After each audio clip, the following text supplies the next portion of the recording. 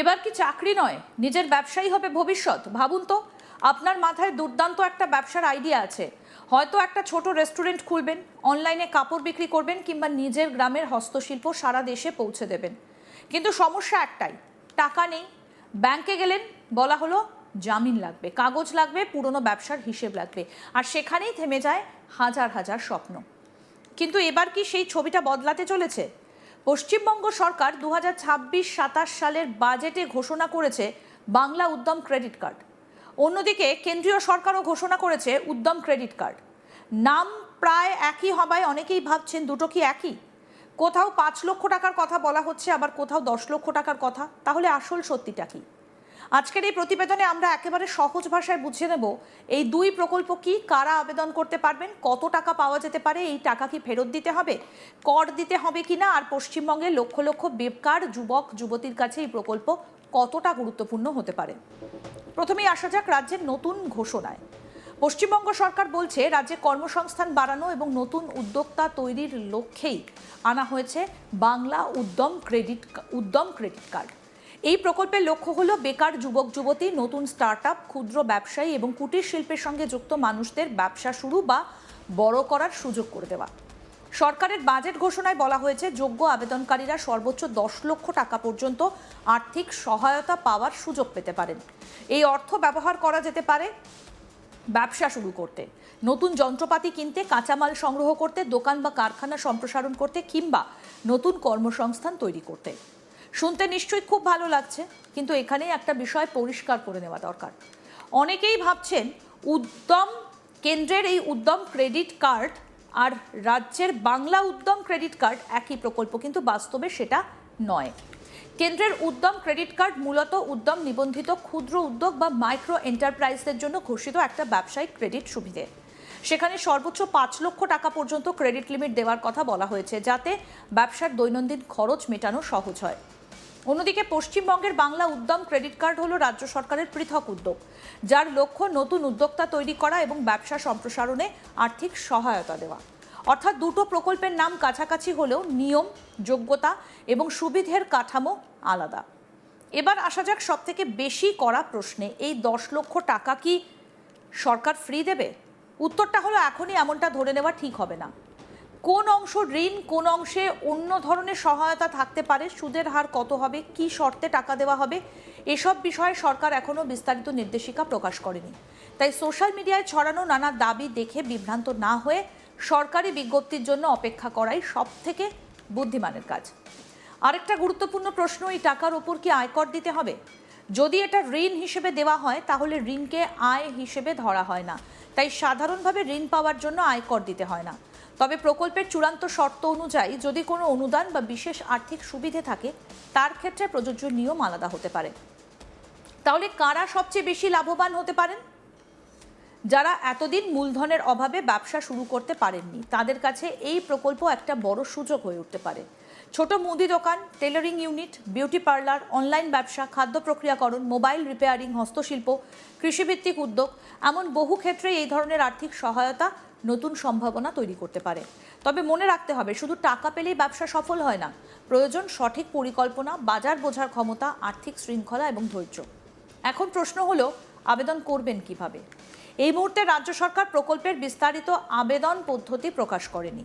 তাই এখনও যদি কেউ বলে টাকা পাইয়ে দেবে, আবেদন করিয়ে দেবে বা আগাম টাকা চায়, তাহলে সতর্ক থাকুন। শুধুমাত্র সরকারি বিজ্ঞপ্তি এবং অনুমোদিত ব্যাংক বা সরকারি পোর্টালের মাধ্যমেই আবেদন করুন। আপনি যদি সত্যিই ব্যবসা শুরু করার কথা ভাবছেন, তাহলে এখন থেকেই প্রস্তুতি নিতে পারেন।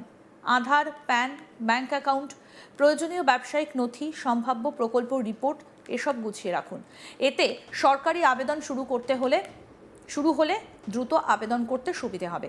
সবশেষে একটা কথাই বলা যায়, চাকরি সবসময় সবার জন্য তৈরি করা সম্ভব নয়, কিন্তু একজন সফল উদ্যোক্তা শুধু নিজের জীবনই বদলান না, অন্যের জন্য কর্মসংস্থান তৈরি করেন। তাই ছোট ব্যবসাকে শক্তিশালী করা মানে পুরো অর্থনীতিকে শক্তিশালী করা।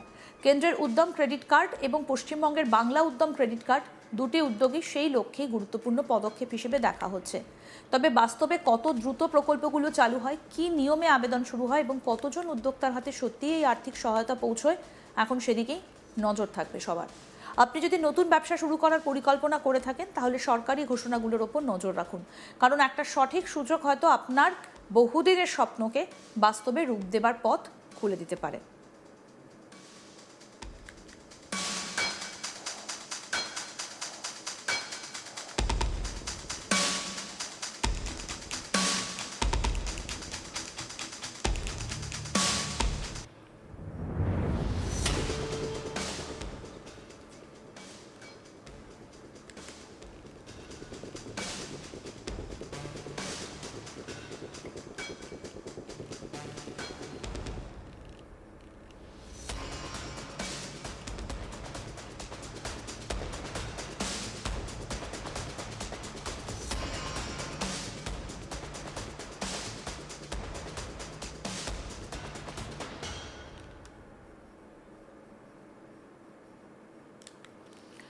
তাহলে এখন প্রশ্ন, এবার কি তাহলে চাকরি নয়, নিজের ব্যবসায় হবে ভবিষ্যৎ? একটা দুর্দান্ত ব্যবসার আইডিয়া, হয়তো আপনি একটা ছোট রেস্টুরেন্ট খুলবেন, অনলাইনে কাপড় বিক্রি করবেন, কিংবা নিজের গ্রামের হস্তশিল্প সারা দেশে পৌঁছে দেবেন। সমস্যা একটাই, টাকা। ব্যাংকে গেলেন, বলা হলো জামিন লাগবে, কাগজ লাগবে, পুরনো ব্যবসার হিসেব লাগবে, সেখানেই থেমে যায় হাজার হাজার স্বপ্ন।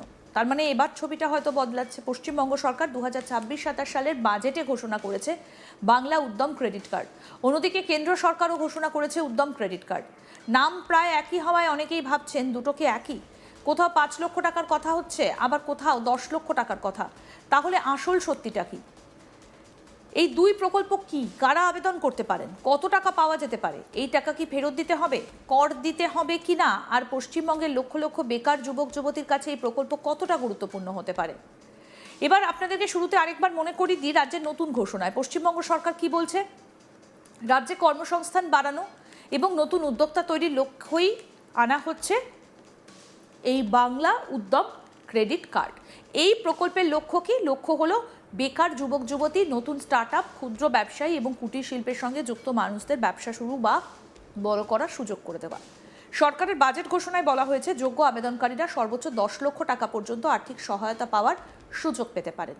এই অর্থ ব্যবহার করা যেতে পারে ব্যবসা শুরু করতে, নতুন যন্ত্রপাতি কিনতে, কাঁচামাল সংগ্রহ করতে, দোকান বা কারখানা সম্প্রসারণ করতে, কিংবা নতুন কর্মসংস্থান তৈরি করতে। শুনতে নিশ্চয়ই খুব ভালো লাগছে, কিন্তু এখানেই একটা বিষয় পরিষ্কার করে নেওয়া দরকার। অনেকেই ভাবছেন কেন্দ্রের উদ্যম ক্রেডিট কার্ড আর রাজ্যের বাংলা উদ্যম ক্রেডিট কার্ড একই প্রকল্প, কিন্তু বাস্তবে তা নয়। কেন্দ্রের উদ্যম ক্রেডিট কার্ড মূলত উদ্যম নিবন্ধিত ক্ষুদ্র উদ্যোগ বা মাইক্রো এন্টারপ্রাইজদের জন্য ঘোষিত একটা ব্যবসায়িক ক্রেডিট সুবিধে। সেখানে সর্বোচ্চ 5 লক্ষ টাকা পর্যন্ত ক্রেডিট লিমিট দেওয়ার কথা বলা হয়েছে, যাতে ব্যবসার দৈনন্দিন খরচ মেটানো সহজ হয়।